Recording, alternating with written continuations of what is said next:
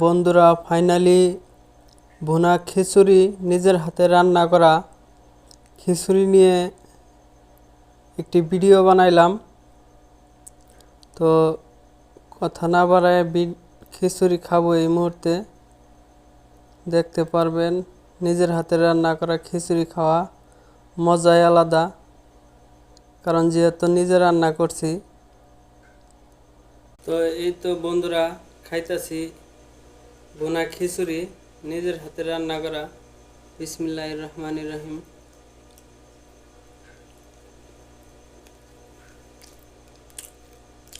সেই টেস্ট ভুনা খিচুড়ি।